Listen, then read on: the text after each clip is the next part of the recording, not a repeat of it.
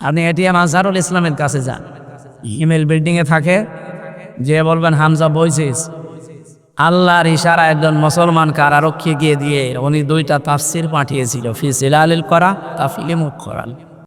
আমি দল বেদল বুঝি না, ওনার কাছে থেকে আমি 3টা বছরে অনেক কিছু পেয়েছি। লোকটার ভেতরে ইখলাস আছে, তাওয়াক্কুল আছে আল্লাহর প্রতি। আমারে মাঝে মাঝে বলতো, হামজা দোয়া করবা আল্লাহ যেন আমার ইমান থেকে না সরিয়ে দেয়। কারণ এখানে আসার পরে এই 13 বছরে বহু মানুষকে দেখেছি ইমান পর্যন্ত ঠিক রাখতে পারে না। কারণ এটা জেলখানা, এটা দুনিয়ার জাহান্নাম। এখানে টিকে থাকা খুব কঠিন। শয়তান তো ধোঁকা দেয়, মন থেকেও ধোঁকা আসে। এরকম কঠিন অবস্থায় কত আলেমকে আমি, এই যে হেফাজত ইসলাম বাংলাদেশ, এখানে 76 জন আলেম আমার সাথে ছিল। কত মানুষ কত উল্টাপাল্টা ধারণা পর্যন্ত শেষ পর্যন্ত করে ফেলিস, আর সহ্য হয় না। কারণ যোগাযোগ বিচ্ছিন্ন, 24 ঘন্টা তালা লাগানো। অন্যের সাথে যা আচরণ করে তার 100 ভাগ কড়াকড়ি করে আমাদের সাথে। কারণ হুজুর এই কারণে উনি আমারে মাঝে মাঝে সেই কয়দিন দেখা হয়েছিল হাসপাতালে গিয়ে বলতো, হামজা দোয়া করবা আল্লাহ যেন ইমানের সাথে আমাকে এই দুনিয়ার জীবন ত্যাগ করার তৌফিক দেয়। আর আমার সারা জীবনের আশা, সাধারণভাবে আমি মরতে চাই না। সাইদি সাহেব যে দোয়া করতো, আল্লাহুম্মা ইন্নী আসআলুকা শাহাদাতান ফি সাবিলিক, আমি ওইটা চাই। আমি শাহাদতের মরণ নিয়ে আল্লাহর সামনে দাঁড়াতে চাই। আমার সাথীরা সব শাহাদতের মরণ পেয়ে পেয়ে আল্লাহর কাছে দেখা করলো, আমি এখনো যেতে পারলাম না। আর এই মানুষগুলোর প্রতি খারাপ ধারণা করে কিছু কোলাঙ্গার, কি মানুষ এরা। চাঁপাইনবাবগঞ্জে যার নাম বললাম, এই মহিলার স্বামী আছে একজন, আমি নাম নিলাম না। উনি সেদিন বক্তব্য দিতে গিয়ে জানিয়েছে যে যুদ্ধ অপরাধের এই বিচার হাসিনা যেটা আরম্ভ করেছিল, এটা যেন বন্ধ করা না হয়, কন্টিনিউয়াস করা হয়। আপনি মানুষ, হাসিনা যা করেছে সব অবৈধ কাজ। একটা বৈধ কাজ দেখাম, যতদিন ছিল ক্ষমতায় পুরোটা অবৈধ। আমার 33 বছর বয়স, এখন 92 সালে আমার জন্ম। আমি যদি 18 বছর থেকে ভোট দেওয়া আরম্ভ করতাম, আমি 3 বার ভোট দিতে পারতাম, একবারও পারি না। আমি না একবার জেলে ছিলাম, মাফ করে দিলাম, বাকি 2 বার। বলেন, আমি কার কাছে জিজ্ঞাসা করবো? আমি নিজেই তো ভিকটিম। সুতরাং এদেশে ভোট হয়নি, এতদিন যারা ছিল পোড়াটা ছিল অবৈধভাবে। আর এখন ওখানে বসে বসে কাজ কাম তো নেই, কি করবে? এখন উল্টা পাল্টা কথা ছড়ায়, বিশ্বের মডলদের কাছে বলছে আমি নির্বাচিত ছিলাম, আমাকে উৎখাত করা হয়েছে। আপনি এমন মিথ্যা কথা একটা হাসি মানুষ বলতে পারলে? আপনি নির্বাচিত ছিলেন, কে ভোট দিয়েছে আপনাকে? আমি নিজেই তো দেইনি। এমনকি আপনারা দেখেছেন স্বামী স্ত্রী দুইজন, তারা মুফাসসিরে কোরআন, ভারতের খামান, মুজাদ্দেদে জামান, ও চাঁপাইনবাবগঞ্জের স্বামী স্ত্রী 2 জন, তারা অলরেডি ফতোয়া দিয়েই দিয়েছে এরকম আলেমের পক্ষে যেন কেউ ভোট না চায়। কাকে উদ্দেশ্য করে বলেছে মহিলা আমি জানি না। বাংলাদেশের 56,000 বর্গ মাইলের প্রতি ইঞ্চিতে একামতে দিনের কর্মী যারা, এদেশে ইসলামপন্থী যারা, তাদের পক্ষে কোরআন দিয়ে আমি ভোট চাবো, রায় চাবো, সিদ্ধান্ত জানাতে বলবো। আপনি আমাকে বাধা দিন তো দিন, আসে মাইক কেড়ে নেন, আমাকে কথা বলতে বাধা দেন, আসে। উনি সেদিন আমাকে জানিয়েছে যে আমির হামজা আমার বাপদাদার দেওয়ার নাম পাল্টিয়ে দিয়েছে, শেষে উন্তস্ত পাপিয়া হবে, পাপি বলে আমাকে ডাকে। আমার নাম পাল্টিয়ে দিল কেন? আমি জবাব চাই, আমি তো জবাব দিচ্ছি। আবু জেহেলের নাম ছিল আবুল হাকাম, কোরআনের বিরুদ্ধে যাওয়ার কারণে নবীজি তার নাম পাল্টিয়ে দিয়েছে আবু জেহেল। আপনারা তো এতদিন ভালো কথা বলতেন, হঠাৎ সুর পাল্টিয়ে গেল কি? কোনো ইনজেকশন পেয়েছে নাকি কোনো বড়ি খেয়েছেন দাদার কাছ থেকে?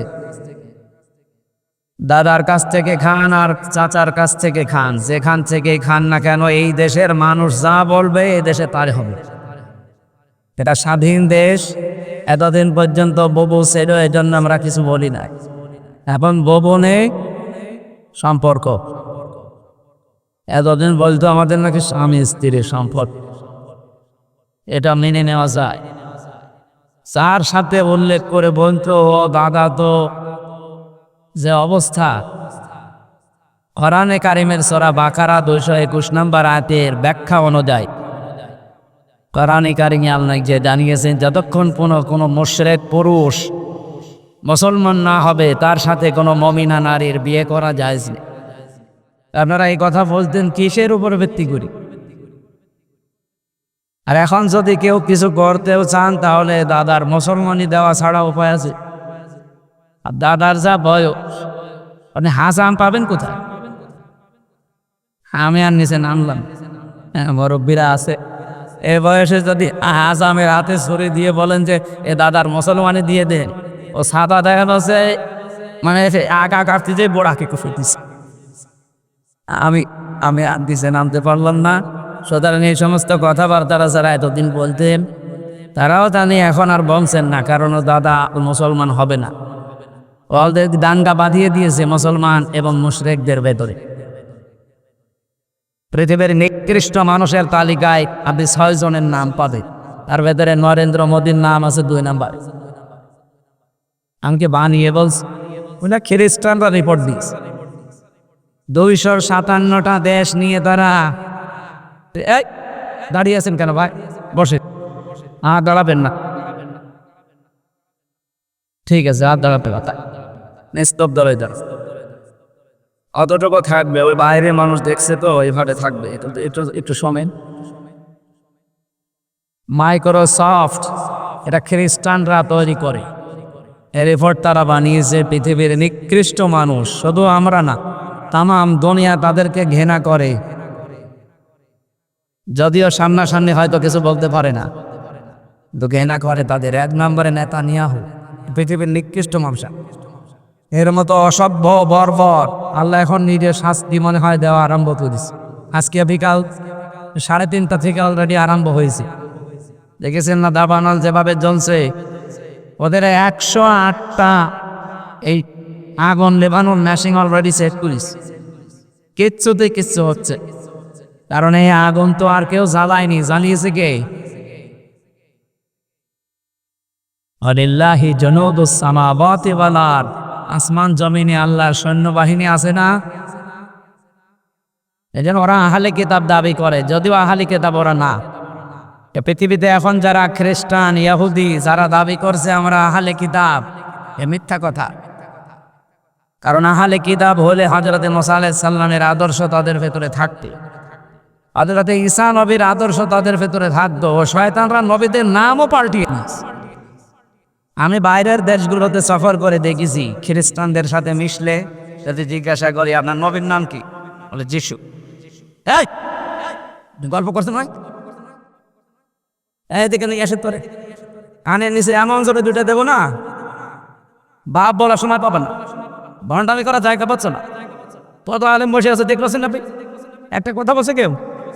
আপনার এত জরুরি কি যে মোবাইল কথা বলা লাগবে? আপনার সাইলেন্ট করে রাখেন এক 2টা। বারবার আমার মন যেতে দিবে চলে যাবে, আমি আমার বলতে পারবো?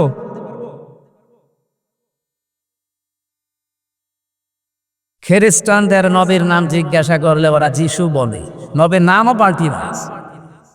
আমি ওদের সাথে মিশেছিলাম থাইল্যান্ডে, যে গাড়িতে যাওয়ার সময় দেখে মনে হচ্ছে কোনো আল্লামা হবে। ওর সাথে যাওয়ার স্ত্রী আছে, 3-4টা ছেলে মেয়ে, একটা এই কাঁধে, একটা এই কাঁধে, একটা কাঁধে, একটা ওর হাতে, একটা পেটেও আছে মনে হয়। মানে সে হাত মোজা পা মোজা পরা, এরপরে ওর দৃশ্য দেখে এত বড় বড় দাড়ি, ওপরে সে পাগড়ি বাঁধা আর জোব্বা তো পা পর্যন্ত। আমি মনে করলাম এই মনে হয় কোনো ফেরেস্তা মেরেস্তা হবে। আচ্ছা ভাই, হ্যালো ব্রাদার বলে ইংরেজিতে জিজ্ঞাসা করলাম ওনারে যে কি ওনার নাম কি। নাম বললো, নাম শুনেও বোঝা যাচ্ছে। জিজ্ঞাসা করলাম জাতির নাম, ইহুদি। নবীর নাম কি? জোসেফ। জোসেফ মানে মোসানব। ওরা মুসা আলাইহিস সালামকে জোসেফ বলে ডাকে, আর ঈসা নবীকে যিশু বলে ডাকে। হযরত ইব্রাহিম আমাদের জাতির পিতা, এই নামও শয়তানরা পাল্টিয়ে দিয়েছে, বলে যে আব্রাহাম। আমাদের জাতির পিতার নাম কি? আব্রাহাম। কি না? ইব্রাহিম আলাইহিস সালাম। এই দেশে তাকে জাতির পিতা বলে চালাতে চেয়েছিলে, এটা তো নতুন করে তোফায়েল আহমেদ এই নামটা দিয়েছে। এর 109 বছর আগে 109 বছর আগে একজন মুসলমানের নাম, জাতির পিতা কি বঙ্গবন্ধু, এই শব্দটা উল্লেখ করা আছে। আপনি ইতিহাস পড়ে দেখেন, এটা চুরি করা হয়েছে এই শব্দটা। বাংলাদেশ সহ বিশ্বের বহু জায়গায় বিভিন্ন শব্দ চুরি করে মুসলমানদের বিপক্ষে লাগিয়েছে কেউ কেউ, আর কেউ কেউ কারো নামকে উপরে তোলার জন্য ব্যবহার করেছে। তার ভেতরে বঙ্গবন্ধু একটা। শেখ মুজিবুর রহমান, তার নামের আগে বঙ্গবন্ধু লাগানো হয়। তার 109 বছর আগে একজন মুসলমানের নাম, উপাধি দেওয়া ছিল এই ভারতবর্ষের ভেতরে। তার নাম ছিল, আমি ইতিহাস পড়ে বলছি, তার নাম দিয়েছিল জাতির লোকেরা, দেশের লোকেরা বঙ্গবন্ধু, বাংলার বন্ধু। সেটা চুরি করে এতদিন পরে একটা লোকের নাম লাগিয়ে দিলেন। ওনার কর্মজীবন পড়ে জেলে 3 বছর ছিলাম আমরা, ফাঁসের কন্ডেল সেলের ভেতরে। আমার 24 ঘন্টা তালা লাগিয়ে রাখতে। এক কারারক্ষী বসে ভাগে পড়তো হিন্দু, দেবদোলা, সুব্রত বালা, আশিক, সঞ্জয় দত্ত, কিন্তু সবই আল্লাহর ওলির নাম বলছি। এদের আচরণও এরকম কড়া। তো এমনি আলেম সালেম বসে না, আর হুজুর দেখলে ও আরো খেপে যায়। মনে একদিন বললাম যে প্রতিদিন এই যে তালা লাগিয়ে রাখেন 24 ঘন্টা, এটা বই দিতে পারেন, একটু পড়ি। ওরে আল্লাহ বই নিয়ে এসেছে বঙ্গবন্ধুর আত্মজীবনী, পড়ি কি করবেন? না হুজুরের ভেতরে জ্ঞান আছে, কারণ বই নেই, সারাদিন তালা লাগানো, কি করবো? ওইটাই পড়ি। এক কথা কয়বার পড়া যায়? ভালো বই নিয়ে আসেন তো, মুখস্থ হয়ে গেছে। উনি পরে দেখি বই নিয়ে এসেছে বঙ্গবন্ধুর ছেলেবেলা, আর বই পান না। লাইব্রেরিতে এবার নতুন বই এসেছে বঙ্গবন্ধু কর্নারে, আপনি নিয়ে আসে। 3য় সপ্তাহে দেখে নিয়ে এসেছে বঙ্গবন্ধুর সিন সব। আরে শয়তান, যা বলি সব ওই দিকে নিয়েছে। কোরআন হাদিসের বই তো আপনি বুঝবেন না। আপনি এটিএম আজহারুল ইসলামের কাছে যান, ইমেল বিল্ডিং এ থাকে, যে বলবেন হামজা বইছিস, আল্লাহর ইশারা একজন মুসলমান কারারক্ষী গিয়ে দিয়ে উনি 2টা তাফসির পাঠিয়েছিল, ফি সিলালিল করা তাফিলে মুখ করাল। আল্লাহর এই মাসলুম বান্দাটা এখনো পর্যন্ত জালেমের কারাগারে। যে মামলা দিয়েছিল সে পালিয়েছে, মামলার আয়ু পালিয়েছে, বিচারপতি পালিয়েছে, সবচাইতে বড় জালেম সেটা পালিয়েছে। এই মাসলুম মানুষটা জেলে থাকবে কোন কারণে? এখন যারা দায়িত্বে আছে খালি বাঙালিকে হাইকোর্ট দেখান, যেদিন বিচারপতি আসেনি এদিন কঠিন রায় হবে, ঝামেলা কি, সমস্যা কি? বাংলাদেশে যত বড় বড় মানুষকে বের করে দিলেন, নাম বললে মুখ খোলাবেন না। আর রাজনৈতিক দর্শন আপনার সাথে আমার মেলে না, এটা আলাদা বিষয়, কিন্তু মাজলুম মানুষ একটা। এটিএম আজহারুল ইসলাম বাংলাদেশের সবচাইতে বড় মাজলুম এখন। 6 মে আপনি রায় দেওয়ার কথা জানিয়েছেন, এবার কিন্তু আর হাইকোর্ট দেখাবেন না। আমরা চাই 6 মে আল্লাহর এই মাজলুম বান্দা বাইরে চলে আসুক। এই কারা চান দেখি, দেখেন তো হাত তোলেনি কে? হ্যাঁ, এটা রেকর্ড হচ্ছে, আলহামদুলিল্লাহ। আমি দল বেদল বুঝি না, ওনার কাছে থেকে আমি 3টা বছরে অনেক কিছু পেয়েছি। লোকটার ভেতরে ইখলাস আছে, তাওয়াক্কুল আছে আল্লাহর প্রতি। আমারে মাঝে মাঝে বলতো, হামজা দোয়া করবা আল্লাহ যেন আমার ইমান থেকে না সরিয়ে দেয়। কারণ এখানে আসার পরে এই 13 বছরে বহু মানুষকে দেখেছি ইমান পর্যন্ত ঠিক রাখতে পারে না। কারণ এটা জেলখানা, এটা দুনিয়ার জাহান্নাম। এখানে টিকে থাকা খুব কঠিন। শয়তান তো ধোঁকা দেয়, মন থেকেও ধোঁকা আসে। এরকম কঠিন অবস্থায় কত আলেমকে আমি, এই যে হেফাজত ইসলাম বাংলাদেশ, এখানে 76 জন আলেম আমার সাথে ছিল। কত মানুষ কত উল্টাপাল্টা ধারণা পর্যন্ত শেষ পর্যন্ত করে ফেলিস, আর সহ্য হয় না। কেন? যোগাযোগ বিচ্ছিন্ন, 24 ঘন্টা তালা লাগানো, অন্যের সাথে যা আচরণ করে তার 100 ভাগ কড়াকড়ি করে আমাদের সাথে। কারণ হুজুর এই কারণে উনি আমারে মাঝে মাঝে সেই কয়েকদিন দেখা হয়েছিল হাসপাতালে গিয়ে বলতো, হামজা দোয়া করবা আল্লাহ যেন ইমানের সাথে আমাকে এই দুনিয়ার জীবন ত্যাগ করার তৌফিক দেয়। আর আমার সারা জীবনের আশা, সাধারণভাবে আমি মরতে চাই না। সাইদি সাহেব যে দোয়া করতো, আল্লাহুম্মা ইন্নী আসআলুকা শাহাদাতান ফি সাবিলিক, আমি ওইটা চাই। আমি শাহাদাতের মরণ নিয়ে আল্লাহর সামনে দাঁড়াতে চাই। আমার সাথীরা সব শাহাদতের মরণ পেয়ে পেয়ে আল্লাহর কাছে দেখা করলো, আমি এখনো যেতে পারলাম না।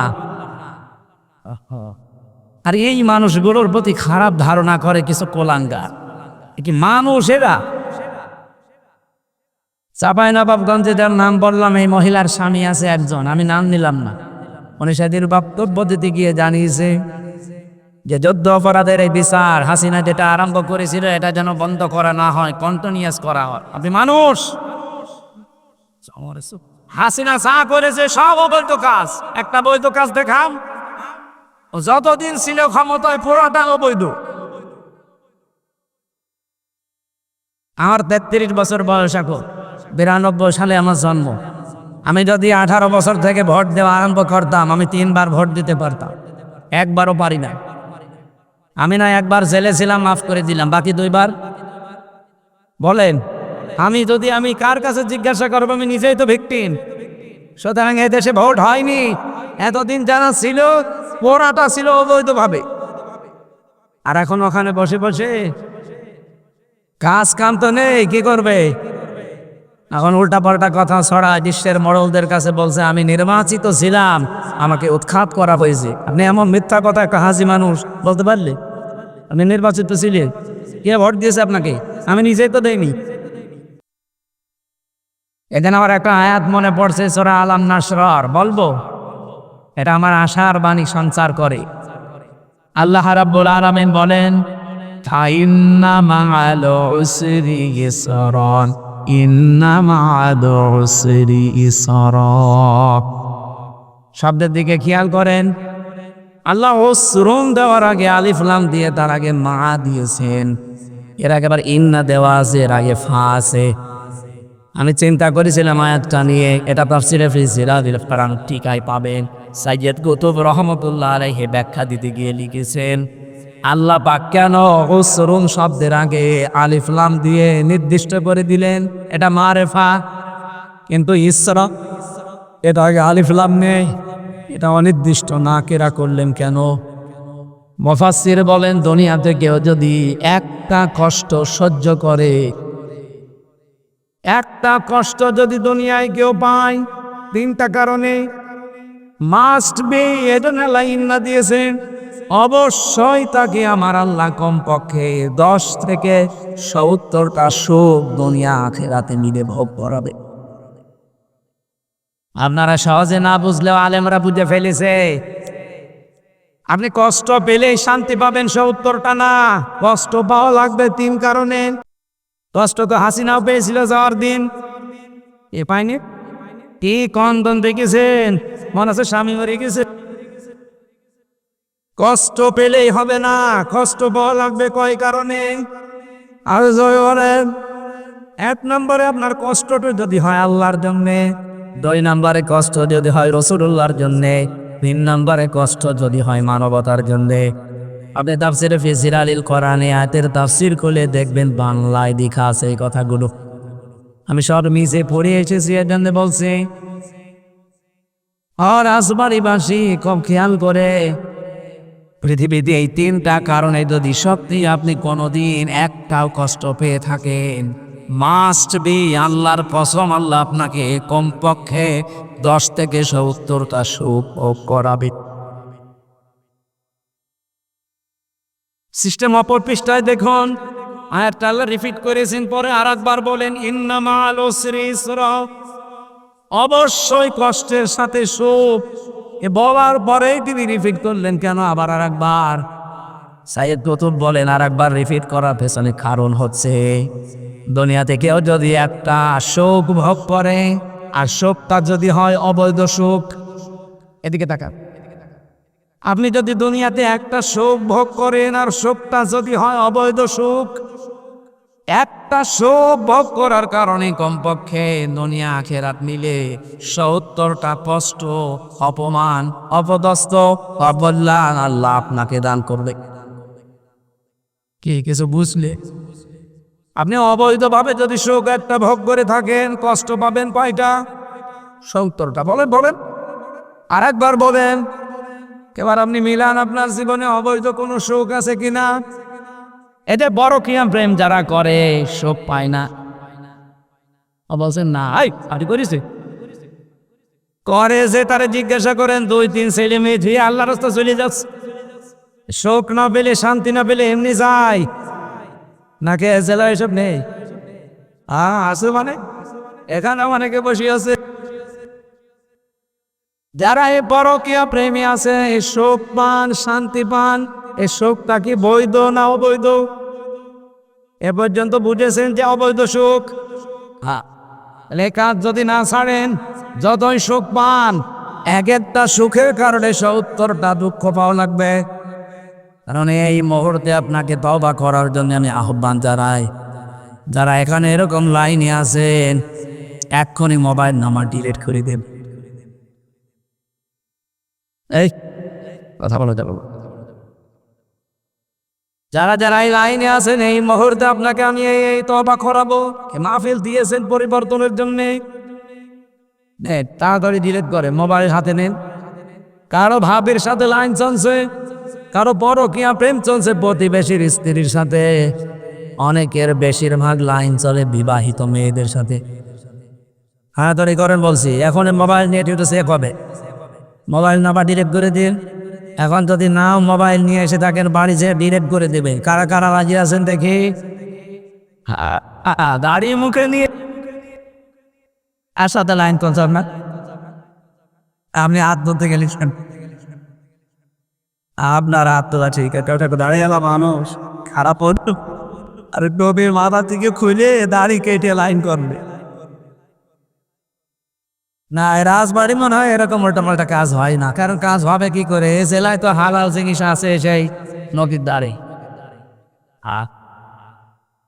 হ্যাঁ জেলার জন্য এটা গজব এটা একটা প্রকাশ্য কবিরা গুনাহ চলতেছে জেলার জন্য আমার মনে হয় একটা গজব এটা আল্লাহ আর কোনো জেলা পাইল না আমার জেলার জন্য একটা গজব আছে এই লালনের মাজার সারা পৃথিবীতে একটাই মাত্র জায়গা নিরাপদ গাঁজা খাওয়া পুলিশ পাহারা দিয়ে গাঁজা খাওয়ায় আমার এই যে 2টা আয়াত থেকে যে আশার বাণী দিলাম এই 15.5 বছরে যারা ক্ষমতা ছিল বৈধভাবে না অবৈধ তারা সুখ পায়নি সুখটা কি বৈধ সুখ আরো জোরে বলেন এই অবৈধ সুখ ভোগ করার কারণে এক একটা সুখে যদি 70টা করে দুঃখ পাওয়া লাগে এই 15.5 বছরে আপা কমপক্ষে 50টা সুখ পেয়েছে পাইনি অনেক বেশি আমি 50টা ধরলাম এক একটা সুখে যদি 70টা করে দুঃখ পাওয়া লাগে আপার কমপক্ষে 3,500 দুঃখ হবে আপনি যে এখনই বলছে চট করে চলে আসবো কি করে আসবেন 3,500 হয়েছে 3,500 দুঃখ পাবেন দুনিয়ায় শুধু একার জন্যে এরপরে আপনার ছেলের জন্য পাবেন মেয়ের বোনের জন্যে বোনের মেয়ের জন্যে আর বাকি আত্মীয় স্বজন তো বাদই দিলাম সবই যেহেতু আপনার আশ্রয় প্রশ্রয় এগুলো অন্যায়কারী আর এগুলো প্রমাণিত তারা যে অন্যায় করেছে আর এই অন্যায় করার মাধ্যমে বিভিন্ন জেলায় তারা সুখও পেয়েছে 1628 জন তো অলরেডি পেয়েছে কেউ যদি বাংলাদেশে সুখ শান্তি অবৈধভাবে না পেয়ে থাকে 1628 জন পেয়েছে এই নাম ধরে রাখবে তার ভেতরে আপনাদের এখানকার যিনি দায়িত্বে ছিল শেষের নাম হাকিম ইয়াসিন আল কোরআনিল হাকিম যত সুখ পেয়েছে ওর এক একটা সুখের কারণে 70টা করে দুঃখ দুনিয়া আখেরাত মিলে আল্লাহ দেবে এরপরে চট ধরে ঢুকে পড়বে তাছাড়া উপায় নেই আল্লাহ অলরেডি একজনকে শাস্তির আওতায় ফেলে দিয়েছে ওই যে মেরামত আলীকে কেয়ামত মেহকামত বলে ডাকিয়াও ওরা কেয়ামত বলা যায় না বন্ধ করছে হ্যাঁ ওর ভাই আর একটা আমি আপনাদের আশার বাণী এমনি বানিয়ে শোনাইনি কোরআন থেকে শুনিয়েছি যারা আমরা আল্লাহর জন্য রাসূলুল্লাহর জন্য মানবতার জন্য কষ্ট করেছি বহু আলেমকে এই দেশে তারা উপরে উঠতে দেননি কি নাম ধরা লাগবে এই যে এগুলো প্রমাণটা এই মানুষগুলো যেখানে থাকার কথা শুধু পরিচয় দলীয় আছে এই কারণে তাদের উঠতে দেননি আরো নিচে নামিয়ে দিয়েছে এরা কষ্ট পেয়েছে হয় আল্লাহর জন্যে নয় রাসূলুল্লাহর জন্যে নয় মানবতার জন্য আর আপনারা কষ্ট পাচ্ছেন কি আল্লাহর জন্যেই রাসূলুল্লাহর জন্যেই মানবতাকে আরো ধ্বংস করার জন্য কষ্ট পাচ্ছে এটা পাশে এটা শহীদ শুয়ে আছে সাগর। আল্লাহ তার কবরকে জান্নাতুল ফেরদাউস বানিয়ে দেন, বলেন আমিন। অনেক শয়তান এখন আর স্বীকার করতে চায় না, এখন তো পার হয়ে গেছে, বলে না ওরা শহীদ হয়নি। আরে শয়তান, শহীদ হয়নি মানে 16 বছর ট্রাক লড়াতে পারোনি বানুর, কখন ফতুয়া দাও? আর এখন বাড়ি থেকে বের হতে লজ্জা লাগে না? আমার নিজেরও তো লজ্জা লাগে। আগস্টের 5 তারিখের আগে রাজবাড়ির বাড়ি এখান থেকে আমি আসবো কল্পনাও ছিল না। কথা বলছে রাখেন ভাই। আর এখন আসেন তো মাইক কেড়ে নেবেন, অনুমতি দেবেন না, কোন বাহাদুর বীর বাহাদুর আসে? আপনারা আমি মাইক ছেড়ে দিলাম, আসেন। সারা বাংলাদেশে এটা চলছে, যেহেতু লাইভ চলছে, রেকর্ড হচ্ছে, অবেন ভাবে বলছি, 56,000 বর্গ মাইলের কোন ইঞ্চিতে কোন শয়তান যদি কোরআনের অনুষ্ঠানে বাধা দেয়, আলেমকে অপমান করে, এটা সাতক্ষীরা কালকে করেছে এক পোলাঙ্গা। ওরে একেবারে সারা জায়গায় মাটি নিচে পুঁতে ফেলবেন, বিসমিল্লাহি ওয়া আলা মিল্লাতি রাসূলিল্লাহ বলার দরকার নেই। আর অন্য বিসমিল্লাহি ওয়া আলা মিল্লাতি রাসূলিল্লাহ যোগ্য না, কথা বলে না কেন? ওই এমনিও জাহান্নামে দেবে আব্দুর রউফ, অমনিও যাবে।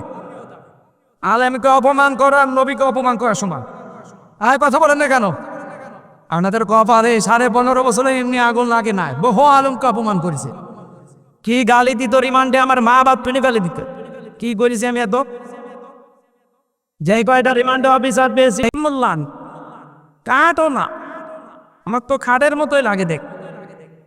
এখন তস্তা মোল্লা আমি এই জেনা করেছি, এটা যদি আপনার বিশ্বাস না হয়, আমার মতো পটি হামসা ছোড়া দিলে আল্লামা সাইদির প্রসবেশন হবে? আর তার নামে আপনারা সেনার মামলা দিয়েছে, এমনি আল্লাহ ধরেছে এই কারণে। আমার মনে হয় আরম্ভ করেছিল নবী যদি বেশি থাকতো নবীকেও ফলি বানাতে।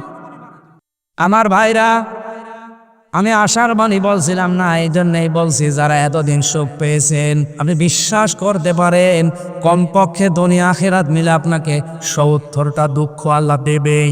যদি না দেয় তাহলে আয়াত কি করবেন পরে? ইন্না মাআল উসরি ইসরা, ইন্না মাআল উসরি ইসরা। আল্লাহ এমনি এমনি কোনো জিনিসে গ্যারান্টি দেয় না। দেখেছেন ইন্না লাগিয়ে দিয়েছেন মার আগে, অবশ্যই কষ্টের সাথে সুখ মিশিয়ে রেখেছি, তাও একটা দুইটা না, এটা ইসরার আগে আলিফ লাগেনি। আমি আয়াতের আগে বহুবার পড়েছি, কিন্তু একটু চিন্তা করে পড়ে দেখছি আল্লাহ তো আমাদের পক্ষে। কারণ এই দেশে যারা একটা করে আমরা কষ্ট ভোগ করেছি এতদিন, আল্লাহ অবশ্যই আমাদেরকে 70টা করে শান্তি ভোগ করাবে। আর বাংলার 96% মুসলমান আমরা সর্বোচ্চ শান্তি সুখ পাবো ওই দিন যেদিন 56,000 বর্গ মাইল পরাণ দিয়ে চলছে। এক কথা বলে আমরা চাই না এটা দিয়ে বাংলাদেশ তো লোক। কারা কারা দেখতে চান? লিল্লাহে তাকবীর। আমরা শুধুমাত্র হাত তোলায় বিশ্বাসী না, আগামীতে সময় কিন্তু আসতেছে। এলে আমার পাশে বসে আছে 300 জন এমপি সামনে হবে। আমি রাজনৈতিক কথা বলছি না, যদি মনে হয় হ্যাঁ এটাই আমার রাজনীতি। 300 জন এমপি সামনে যাবে, এর মধ্যে 151 জন যদি কোরআনে কারিম বুকের ভেতরে নিয়ে সংসদে যেতে পারে, আমি গ্যারান্টি দিচ্ছি সংসদের প্রথম অধিবেশনে এরকম মানুষগুলো বলবে যে মাননীয় স্পিকার আমরা নামাজের বিল চাই। আল্লাহর বীর দেশে এটা আল্লাযীনা ইম্মাক্কান্নাহুম ফিল আরদি আকামুস সালাহ। আমার এরকম বান্দাদের যদি আমি ক্ষমতা দেই, তারা প্রথম দিনই নামাজের বিল আনবে।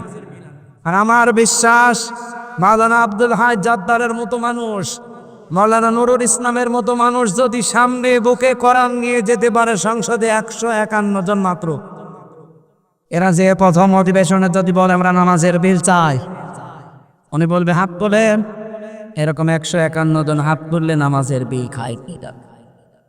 তখন এ রাজবাড়ী সহ বাংলাদেশের 64 জেলার কোন জায়গায় আমি রামজারা নামাজের ওয়াজ করা লাগবে না। ওই দিনই 18 কোটি মানুষ নামাজ পড়তে বাধ্য। আপনি হয়তো ভোট দিয়েছিলেন আব্দুল হাইকে একটা, 18 কোটি মানুষ নামাজ পড়লে যে সওয়াব হয়, ওই দিন থেকে প্রতিদিন 18 কোটি মানুষের নামাজে সওয়াব। আপনি নিয়ে আসেন, কোন হুজুর নিয়ে আসবেন বলেন, আমার ব্যাখ্যা রয়েছে মাইয়াশফা শাফাতান হাসানাতান ইয়াকুল্লাহু নাসিবুম মিনহা। এই আয়াতের তাফসীর আপনি ফি জিলালিল কোরআন আর ইবনে কাসির খুলে, এটা সূরা নিসা 5 নম্বর পারা 10 নম্বর পৃষ্ঠা 11 নম্বর লাইনের 85 নম্বর আয়াত আছে প্রথম অংশ। এর পরেরটা আবার আলাদা। এত দলিল দিয়েও কিছু মানুষের দেখে মন পাওয়া যায় না, না হুজুর রাজনীতি করছে। আরে শয়তান, বিশ্ব নবী এখন বেঁচে থাকলেও নবীকেও বলতো যে নবী রাজনীতি করছে। এখন অনেকে কথা বলছে না। এই জন্য যাদের জ্ঞান অনুযায়ী যারা আমল করেন না, তাদের পাপিয়া থেকে পাপি বানিয়েছে এটা আমি নিজে না, এ 1500 বছর আগে থেকে চলে আসতেছি। নবী আবু জেহেল থেকে, আবুল হাকাম থেকে আবু জেহেল বানিয়ে দিয়েছে, সে তার জ্ঞান অনুযায়ী আমল করেনি। তাই এখনো যারা এগুলো জ্ঞান পাপী হয়ে করবেন না, আপনার নামও দেখবেন পাল্টিয়ে যাবে। কথা বলেন না কেন?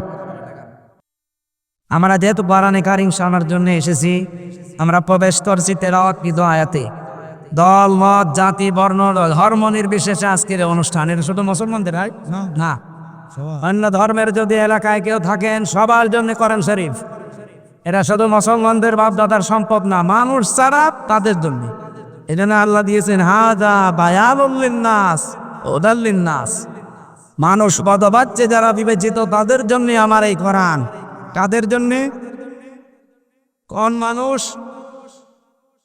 এই যে লাম শব্দ আল্লাহ দিয়েছেন না, হাদা বায়ানুল লিন্নাস। সূরা আলে ইমরানের 138 নম্বর আয়াতের প্রথম অংশে আছে। আমি তাফসীরে বাইসাবিতে এই লাম নিয়ে চিন্তা করে দেখেছিলাম আল্লাহ লাম কেন দিলেন। দেখি 13টা অর্থ লেখা আছে। লাম ব্যবহার করা হয় আরবি গ্রামার অনুযায়ী 13টা অর্থে। এখানে যে লাম এসেছে জীবিত মানুষদেরকে উদ্দেশ্য করার জন্যে। আল্লাহ পাক বলেন আমি কোরআন নাজিল করেছি। এই বায়ান, এই বক্তব্য কাদের জন্য জানো? মানুষের জন্যে। কোন মানুষ? জীবিত মানুষ। কিন্তু দুঃখজনক হলেও সত্য, 15.5 বছরে জীবিত মানুষদেরকে কোরআন শোনানো বড় কঠিন হয়ে গিয়েছিল। জীবিত মানুষদের সামনে কোরআনের কথা বলতে গেলে 14 জায়গায় অনুমতি লাগতো। এখন বছর এখন লাগে, কিয়ামত পর্যন্ত বাংলাদেশ আর লাগবে না ইনশাল্লাহ। যারা এরকম করবে ওই জায়গায় তারা বললাম না বিসমিল্লাহ ছাড়া কবর দেবেন। ও সরাসরি আল্লাহ বিরোধী, ওরে জমিনে থাকা দরকার কি? ওই একবারে আল্লাহর কাছে চলে যাক। অনুমতির সিস্টেম যেন আগামীতে এরই দেশে আর কেউ নিয়ে আসতে না পারে। এই জন্যে তো চাচ্ছি যে আব্দুল হাই আসুক। আমি অন্য কোনো উদ্দেশ্যে না, উনি আমার রক্তের সম্পর্ক কেউ না, আত্মীয় না। আল্লাহর কসম আমি চাই কোরআন যারা এগিয়ে নেবে আমি তার পেছনে আছি।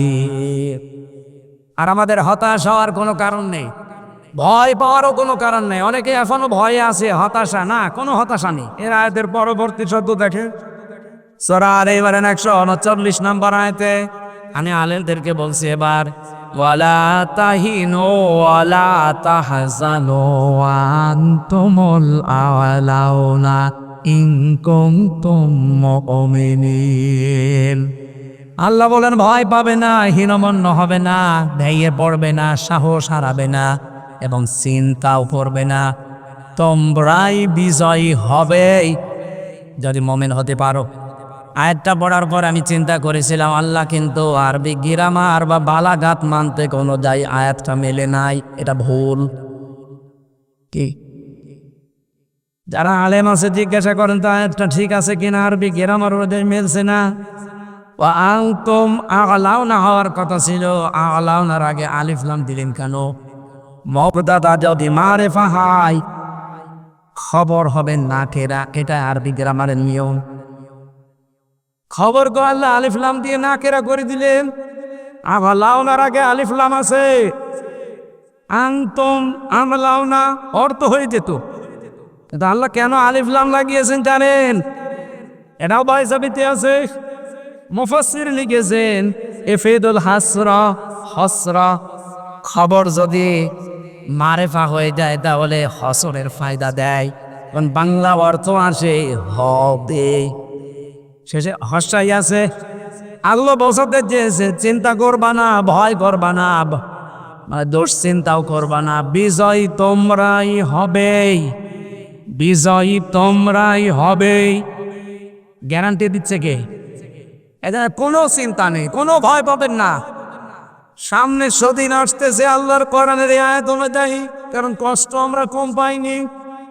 এক একটা কষ্টে যদি আল্লাহ আমাদেরকে 70টা করে শান্তি দেওয়ার ওয়াদা করে, যত কষ্ট আমরা 15.5 বছরে বেশি, আমার আশা আমার আকাঙ্ক্ষা এদেশে ইসলাম কায়েম হয়ে যাবে। ইনকুম তো মুমিনিন, শুধু শব্দ দিয়েছেন আল্লাহ, একটা শর্ত, মুমিন হওয়া লাগবে। কি হওয়া লাগবে? আরে ভাই হাজার হাজার লাগবে না, বদরের ময়দানের মতো মাত্র 313 জন ইনকুম তো মুমিনিন হয়ে দেখান। সামনে আল্লাহর ওয়াদা, ওয়াদাল্লাহুল্লাযীনা আমানু মিনকুম ওয়া আমিলুস সালিকাত লা ইস্তাখলিফান্নাহুম ফিল আরদ কামা ইস্তাখলাফাল্লাযীনা মিন ক্বাবলিহিম। সূরা নূরের 55 নম্বর আয়াত, 18 নম্বর পারা, 16 নম্বর পৃষ্ঠা, 4 নম্বর লাইন আছে। আল্লাহ বলেন, আমি তোমাদের সাথে ওয়াদা করছি যারা ঈমান আনবে আর আমলে সালেহ করবে। আমলে সালেহ মানে আমি তো এটাই জানি, এখানে যারা আছে আমরা এটাই জানি। আধুনিকভাবে ব্যাখ্যা করছে যারা, আধুনিক মুফাসসিররা বলছে সালেহ মানে শুধু নেক কাজ নয়, সালেহ মানে যোগ্য। আপনাকে যোগ্যতা সম্পন্ন হওয়া লাগবে। অতীতে আমার আল্লাহ লা ইস্তাখলিফান্নাহুম লামে তাকিদে নুনে সাকিলা দিয়েছেন, অবশ্যই আমি তোমাদেরকে শাসন ক্ষমতা জমিনে দেব, যেমন পূর্বে যারা চলে গেছে তাদের দিয়েছিলাম। এ গ্যারান্টি কার? কি বললেন? শর্ত দুইটাই, যদি ঈমান আনতে পারো আর আমলে সালেহ করতে পারো। এই বাংলাদেশে সামনে আল্লাহ সিয়ারে আয়াত অনুযায়ী তাদেরকেই দেবে যারা সত্যিকারের ঈমানদার এবং ঈমান অনুযায়ী যারা আমলে সালেহ যোগ্য হয়ে গড়ে উঠবে। আর আমার এই ছোট মাথা দিয়ে, এই দুইটা চোখ দিয়ে বাংলাদেশ সহ কোনো জায়গা তোমার বাদ নেই দেখতেছি। এই দেশে আমার যতটুকু অবজারভেশন, যতটুকু আমি চিন্তাশীল, আমি চিন্তা ভাবনা করে মিলিয়েছি, আপনি রাগ ইসলামী ছাত্রী সংস্থা এরা যেভাবে যোগ্য হয়ে নিজেদেরকে জায়গা মতো নিয়ে যাচ্ছে বাংলায়, অন্য কোনো দলে এটা আমি পাইনি। আমি যদি পান তাহলে বলেন, আমি সেখানে যাব। দেখান এদের যে 9টা প্রতিদিন পয়েন্ট লেখা লাগে, কয়টা আয়াত পড়েছেন বুঝে পড়েছেন না আন্দাজ লাগবে, কয়টা হাদিস পড়েছেন, কয় পৃষ্ঠা ইসলামী সাহিত্য পড়েছেন, ওটা নাম্বার সহ লেখা লাগবে।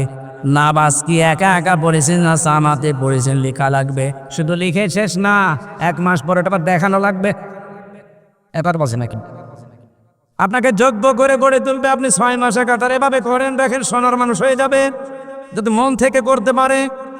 লোক দেখানোর জন্য না, আল্লাহর কসম 6 মাস আপনি একটু করে দেখেন। যেদিন আমি শপথে ইন্না সলাতি ওয়া নুসুকি আমির জামাতের কাছে পড়েছিলাম, এই আয়াত আমি সেই ছোটবেলা থেকে পড়ি, কিছু হয়নি। কিন্তু 2024-এর অক্টোবরের 13 তারিখে আয়াতটা ওনার হাতে মরান পড়ে আমার জীবন আল্লাহ পাল্টিয়ে দিয়েছে। কারণ আমার এই পড়া আর আগের পড়া এক ছিল না। কুল ইন্না সলাতি ওয়া নুসুকি ওয়া মাহইয়ায়া ওয়া মামাতি লিল্লাহি রাব্বিল আলামিন, এইটা পড়ে আপনাকে শপথ দেয় না। এসে লাইনে এসব বলেন বলেন, সারা বাংলাদেশের 1 ইঞ্চি জায়গা দেখান যেখানে এই দাওয়াতি পৌঁছায় না, প্রত্যেক জায়গায় পৌঁছাচ্ছে। এখন দাওয়াতি মিশনও চলছে অলরেডি। এরপরেও যদি কেউ সত্যের এই দাওয়াতে আহ্বানে সাড়া না দিয়ে অন্থের মতো আচরণ করেন, আমার মনে হয় আজরাইল আসার আগে আপনি আর ভালো হবেন না। আরে ভাই, আমি আপনার সদরুনা কসম আল্লাহ করেন আমার সামনে, আমি আপনাকে বাঁচাতে চাই। আল্লাহর ওয়াদা ছিল ঈমান আনার পরে আপনাকে যোগ্য হওয়া লাগবে। সালেহ মানে আমরা বুঝি নামাজ পড়া, রোজা রাখা, ঘন্টা দিয়ে থাকায়। কে বলেছে আপনাকে? সালেহ আধুনিক অর্থ হচ্ছে যোগ্যতা সম্পন্ন হওয়া লাগবে। যে যেখানে আছেন ওই জায়গায় আপনাকে যোগ্য হওয়া লাগবে এবং সৎ হওয়া লাগবে। আর আমরা সৎ মানুষ যে পেয়েছি, যোগ্য মানুষ পেয়েছি, তার বাস্তব উদাহরণ মাওলানা মতিউর রহমান নিসান। মন্ত্রী মন্ত্রণালয় চালিয়েছে, এরপরে 36 টাকা বেঁচেছিল ফেরত দিয়েছে। এর চাইতে আবার কি দেখানো যায় আপনাকে? বলেন আপনি মানুষই খুঁজে পান না যে ভালো মানুষ কারা। একটা মানুষ দেখান তো বাংলাদেশে দায়িত্ব পালন করার পরে 36 টাকা ফেরত দেয়। একটা মেম্বারও ফেরত দেবে না, সে এখন মন্ত্রী। বাংলাদেশে অলরেডি আমরা প্রমাণ করে ফেলেছি, একটাই দল আছে, তার নেতা কর্মীরা একেবারে 100% স্বচ্ছ, বিশেষ করে অর্থনৈতিক জীবনে। এর যাতে যদি 100 বেশি ভালো মানুষ পান, আপনি আমাকে বলেন, আমি সেখানে যাব। বহু দাড়িওয়ালা মানুষ দেখেছি, মসজিদের ক্যাশিয়ার হয়, 2 বছরে ধনী হয়ে যায়। হ্যাঁ আমি দেখেছি। কি গো মনে আছে জিবরাইল কিছু দিয়ে গেছে, বড় বড় দাড়ি, অথচ মসজিদে টাকা মারার জোব। এ নাল্লা এলাকা মনে হয় মেয়ে। এত কিছুর প্রমাণ থাকার পরেও যদি আপনি বলেন যে না আমি আরো দেখবো, কি দেখবেন আপনি? দেখা সব শেষ। বাবা চালিয়েছে, মানুষ দুর্ভিক্ষে মারা গেছে ৭৪ সালে, জিজ্ঞাসা করে দেখে। আমি সেদিন একজনের কাছে শুনলাম প্রায় ৪ লাখের ওপরে মানুষ মেরে মারা গেছে দুর্ভিক্ষে বাবার সময়। স্বামী চালিয়েছিল, কান খেতে মানুষ শান্তি দিতে পারে না। চাচা চালিয়েছে ৯ বছর, ১০ বছর জেল খেটেছে। বুবু চালিয়েছে, আপা চালিয়েছে, আবার বুবু এসেছে, সব দেখা শেষ। সামনে পরাণের বাংলাদেশ। এরা দেখতে চান না? এত বড় জন্য মনের হয়তো একটু আকাঙ্ক্ষা আসে না যে দেখি না কেমন হয়। গোবিন্দ পরামানিক পর্যন্ত বলছে যে কোরআনের হাতে দেশটা দিলে আমরা সবচেয়ে বেশি নিরাপদে থাকবো। গোবিন্দ পরামানিকের মতো একটা হিন্দু, সে যদি এই কথা বলতে পারে, বিশ্বাস করতে পারে কোরআনের ওপরে, এই দেশের অন্তত ইসলামপন্থীদের ওপর আপনার কি হয়েছে? ধর্ম সব ভুলে যাবেন। এবার একটাই জিনিস দেখতে বাকি আছে, এটা দিয়ে আমরা দেশ চালাবো। আমি গ্যারান্টি দিলাম, এখানে ৭৩টা ধারা আছে। সূরা ফুরকান ৭৭টা আয়াত আছে, ৭৩টা ধারা। এই ধারা দিয়ে যদি বাংলাদেশের সংবিধান বানানো হয়, যেহেতু সংস্কার চলছে, এটা বলছি সবই সংস্কার চলছে। আমরা চাই দায়িত্বে যারা আছেন খুব তাড়াতাড়ি সূরা ফুরকানের এই ৭৭ আয়াতের ৭৩টা আয়াত সংবিধানে আপনি সংযোজন করে দিন। সবই যখন সংস্কার করছেন, এটা করেন না কেন? ৫ বছরও লাগবে না, ৫ দিনেই ৭৩টা ধারায় বাংলাদেশ মিনি জান্নাত হয়ে যাবে সব। একটা ধারা এখনো পর্যন্ত আসে না, জান্নাত হবে কি করে? এই জন্যই তো এখনো অনেকে মাথা চাড়া দেয়, এদিক ওদিকে উকি ঝুঁকি মারে। এটা কায়েম করে দেন, বিশেষ করে ৬৮ নম্বর আয়াতটা। এই ৩টা বিধান আছে আয়াতের ভেতরে। আমার মনে হয় এই ৩টা যদি রাষ্ট্রীয়ভাবে কায়েম হয়, এই দেশে আর কেউ এই যে মানুষ হত্যা করছে যেভাবে, কিচ্ছু হবে না, সম্পন্ন হয়ে যাবে। এটার দ্বারা শিরিক বন্ধ হবে বাংলাদেশে। মাজার পূজা, পীর পূজা, আরে কবর পূজা, এইটার দ্বারা দেশে অন্যায় হত্যা বন্ধ হবে। ৩ নম্বরে এইটা জেনা ব্যভিচার যেটা চলছে, এটা বন্ধ হবে। আল্লাহ এই 3টা পাপ যারা দুনিয়ায় করে তাদের বলেছেন ডবল শাস্তি দেব।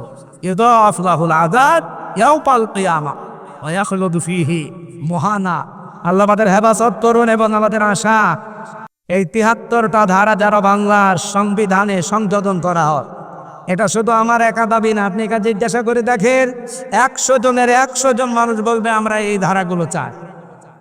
আপনারা চান না? এটা রেকর্ড হয়ে যাওয়া পর্যন্ত চলে যায়। আমার ভাইরা, যেহেতু মমিন হওয়ার জন্য আমার আল্লাহ জানিয়েছেন, আর মমিন হতে হলে প্রবেশ করা লাগে একটা জায়গায়। সে আয়াতে আমরা পড়েছি সূরা বাকারা আর ২০৮ নম্বর আয়াত। উসুলে তাফসিরের মূল নীতি আছে, আমি তাফসিরে বাইজাবিতে পড়েছি 15টা। একটা করে বলতে গেলে আমরা 11টা পর্যন্ত কথা বলতে চাই। আপনারা রাত গভীর করলে আমরা পারবো, কিন্তু আমার সামনে আবার তাহাজ্জুদের নামাজ, ফজরের নামাজ, কর্মজীবন। এই জন্যে মানে ঘোষণাও দিয়েছি এর আগে যে আমরা আগামীতে অনুষ্ঠান যদি দেশে থাকি, তাহলে আল্লামা সাইদি সাহেবের মতো করবো। রাত 10টা, 10:30টায় মাহফিল শেষ হয়েছে। ওই যে রাত 12টা, 1টা, 2টা পর্যন্ত শেষে এমন নামাজ পড়তে পারেন আপনাদের কারো। সেই দিন আমার সাতক্ষীরায় নামিয়েছে রাত 2টা। রাত 2টায় নেমে বাড়ি যে খাবার মাবার খেয়ে ঘুমাতে রাত 3টা। বলে আমি উঠবো কখন? আর কিসের তাহাজ্জুদ, কিসের ফজরের নামাজ? এটা গুনাহ হয়ে যাবে না? এই জন্য সাইদি সাহেব যে নিয়ম করেছিল, আমরা আগামীকে এটা করতে চাই। আপনারা সাড়া দেবেন, এশার নামাজ পড়ে আমাদের তুলে দেবেন প্রধান বক্তা, আর মাগরিব থেকে এশা পর্যন্ত আপনাদের এলাকার কোনো আলেমকে দিয়ে মাহফিল শেষ করে দেবেন। সব দিকে অন্তত ভালো হবে। তাফসীর ও কোরআন মাহফিল শুনলে যার নাম মনে হয়, তার নাম কি? তার নিয়মটা ধরে রাখা লাগবে না? আল্লামা দেলাওয়ার হোসাইন সাইদি শহীদ রহমতুল্লাহ আলাইহ। কিন্তু এখনো দেখি অনেক শয়তান তারে শহীদ বলতে রাজি না, বলে না উনি এমনি মরে গেছে। এমনি মরে গেছে মানে ওনাকে মেরে ফেলা হয়েছে। আর আমি নিজে তো বোমার আমার সামনে দিয়ে নিয়ে গেছি। ভালো মানুষ, ওনার হার্টে যদি এত সমস্যা থাকবে তো ওই দিন উনি নিজে বসে থাকলো কি করে? হার্টের ওইভাবে রোগী হলে বসে থাকতে পারে? হাসি আবার হাসি দিল কি করে? আমি একদিন পেয়েছিলাম মাত্র 3 বছরের ভেতরে আল্লাহর এই কোরআনকে। আমার মাথায় হাত দিয়েছিল 10 মিনিট মাত্র। আমার মনে হচ্ছে এখনো হাতটা লেগে আছে। সুতরাং শহীদ উনি আল্লামা দেলাওয়ার হোসাইন সাইদি রহমতুল্লাহ আলাইহি। আপনি না মানতে পারেন, আপনি মানলেই কি আর না মানলেই কি বলে? আমরা যেহেতু মুমিন হলে এই সমস্ত শোষণবাদগুলো সামনে আসতেছে যেগুলো বললাম, আল্লাহ রাব্বুল আলামিন বিজয় আমাদেরকে করবে না, শুধু করবেই। এই কারণে আমরা মুমিন হতে চাই, আর যেটায় প্রবেশ করলে মুমিন হওয়া যায়। আমি 9টা বিষয় পেয়েছি এই আয়াতের ভেতরে, আমরা সামারাইজ করে 5টা বলবো।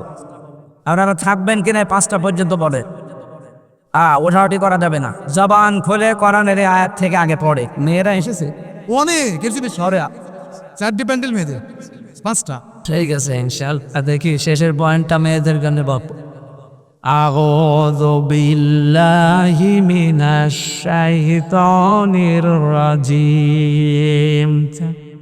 বিসমিল্লাহির রহমানির রহিম। আনগরো হয়ে গেছে সে রসনের স্বাদের মুখ, জীবন যৌবন সব শেষ। ওই যদি হয় বিরোধী দরিয়া মেয়েত্রী। এই জন্য একটু আপনার যদি জ্বর মর থাকে অন্তত কাওয়া কাপড় মতো জ্বর বাড়িয়ে দেয়। কাওয়া কাপড় এখন শেষ, ওটা দিয়ে আর হবে না। সূরা বাকারার 208 নম্বর আয়াতে উসুলে তাফসীরের মূল নীতি অনুযায়ী আমরা আরম্ভ করছি। দেখি কয়টা পয়েন্ট বলা যায়। 1 নম্বরে আমরা তেলাওয়াত করলাম, শুদ্ধ তেলাওয়াত। এরপরে বাংলা অর্থ বলবো। হে ইমানদারেরা, তোমরা প্রবেশ করো। উদখুলু, যেহেতু বহু বচন, সবাই মিলি। ফিসসিলমি, এখানে সালমন বা সিলমন, সিনের ওপরে জবর দিলে হয় সালমন, বাংলা অর্থ হচ্ছে শান্তি। আর সিলমন জের দিয়ে পড়লে এর বাংলা অর্থ হয় ইসলাম। এখানে যেহেতু সিলমন আছে তার মানে ইসলাম শব্দ হবে। তোমরা ইসলামে প্রবেশ করো। কেমন ভাবে? কাফা, পরিপূর্ণভাবে। আমি এবার ফি জিলালিল কোরআন থেকে বলছি। মুফাসসির সাইয়্যিদ কুতুব রহমাতুল্লাহ আলাইহি লিখেছেন, কেউ যদি ইসলামে পরিপূর্ণ প্রবেশ করতে চায় তাহলে তার সিনথাম কি হবে? আরে কি করে বুঝবেন যে আমি ইসলামে পরিপূর্ণ প্রবেশ করেছি? পরিপূর্ণভাবে ইসলামে প্রবেশ করতে হলে 9টা বিষয় কোরআন থেকে আমি বের করেছি। বললাম না সামারাইজ করে মাত্র 5টা বলবো। এই 5টার ভেতরে যদি আপনি দেখেন যে আমি আছি, আপনি বিশ্বাস করতে পারেন যে হ্যাঁ আমি পরিপূর্ণ ইসলামে আল্লাহর ভাষণ অনুযায়ী প্রবেশ করেছি। বলে সুবহানাল্লাহ। সূরা বাকারা, আল্লাহ রাব্বুল আলামিন এত বড় সূরা কোরআনে আর দেয়নি। 288টা আয়াত দিয়েছেন, 286টা। 286টা আয়াতের মাত্র একটা আয়াতের 3 ভাগের 1 ভাগ পর্যন্ত আমরা বললাম এতটুকু থাক। আল্লাহ ডাক দিয়েছেন এখানে কোনো বেঈমানকে না। যদি কোনো বেঈমান এখানে থাকেন আপনি চলে যেতে পারেন, কারণ এই আয়াত আপনার জন্য না, আপনার আলাদা আয়াত আছে। আপনার জন্য ইয়া আইয়ুহাল কাফিরুন আছে। কে কথা বলে না? ইয়া আইয়ুহাল্লাযীনা কাফারু আছে আপনার জন্য আলাদা সূরা তাহরিমে। এটা আজকের আয়াত শুধুমাত্র ইমানদারদের জন্যে। ওহে যারা ইমানের দাবি করো। এখন ইমানদার কারা, আমি কি ইমানদার কিনা এটা বুঝবে কি করে? সাহাবী প্রশ্ন করলেন, হে রাসূল, আমার যে ইমান আছে আমি টের পাবো কি করে? বিশ্বনবী বললেন, ইদা সাররাকা হাসানাতুকা ওয়া সাআতকা সাইয়্যাতুকা ফাআনতা মুমিন। মুসলিম শরীফের হাদিস। যখন তোমার ভালো কাজগুলো তোমাকে আনন্দ দেবে, অন্যায় কাজ দেখলে তোমার ভেতর থেকে একটা বাধা আসবে, তখন তুমি বুঝবে তোমার ঈমান আছে। ও বাংলার মুসলমানেরা যারা শুনতেছেন, বলেন তো ভালো কাজ সবার কাছে ভালো লাগে? না, লাগে না। অন্যায় কাজও সবার কাছে অন্যায় মনে হয় না, আর অনেকে আনন্দ নিয়ে করে। কথা বলে না কেন? অন্যায় জানার পরও অনেকে করে। আরে ভাই, অন্যায় জানার পরে করা আনন্দ নিয়ে করা পার্থক্য আছে। মন চায় না তারপরও অনেকে করে। আমি রিমান্ডে 2 প্রকার অফিসার পেয়েছিলাম। এক প্রকার যারা ইচ্ছা করে, লিডারি ইচ্ছা করে আমাদেরকে অত্যাচার করতো, উপরের নির্দেশ যদি 1% দিত ওরা করছো 10%। আমি এমনও পাহারাদার পেয়েছিলাম, কারারক্ষী, এমনকি রিমান্ডে এমন কিছু অফিসার পেয়েছিলাম। ওরা রাতের বেলা যখন ওই ক্যামেরাগুলো বন্ধ হয়ে যেত, সিসি ক্যামেরা, যেহেতু মাটির নিচে, আমি তো 10 দিন ছিলাম ওই আয়না ঘরে মিনিটায়, মানে রাতের বেলা এসে হাত চেপে ধরে বলতো, হুজুর মাফ করে দিয়ে, আসলে আমি কিন্তু বড় চাই না, বাধ্য হচ্ছি। এই 2 জনের ইমান কি এক? অন্যায় দেখলে আপনার ভেতর থেকে একটা বাধা আসবে।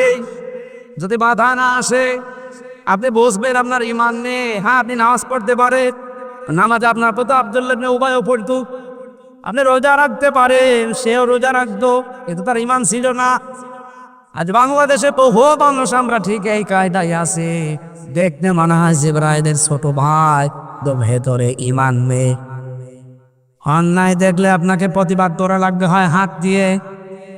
মান রাআ মিনকুম মুনকারান ফালিয়ুগাইয়িরহু বিয়াদিহি। এই যে বিয়াদিহি, ইয়াদুন মানে শুধু কি এই হাত না। আপনি এই হাদিসের ব্যাখ্যা পড়ে দেখেন, হযরত আবু সাঈদ খুদরি থেকে বর্ণিত, বুখারী শরীফের হাদিস। এই ইয়াদুনের ব্যাখ্যায় তিনি লিখেছেন, ইয়াদুন মানে এই হাত, ইয়াদুন মানে ক্ষমতার হাত, ইয়াদুন মানে পাওয়ার, ইয়াদুন মানে আইনের হাত, ইয়াদুন মানে প্রভাব প্রতিপত্তির হাত। যে যে হাতের অধিকারী সেই তো সে ব্যবহার করবে। যদি সে সেইটা অন্যায় দেখার পরও ব্যবহার না করে, তাহলে তার ইমান নেই। দ্বিতীয় পয়েন্টটা আসা লাগবে, সে যদি প্রতিবাদী হয়, হাতেও দ্বারা পারে না, প্যারালাইজ হয়েছে হাতে, সেই ক্ষমতা নেই, তাহলে সে যেন প্রতিবাদ করে।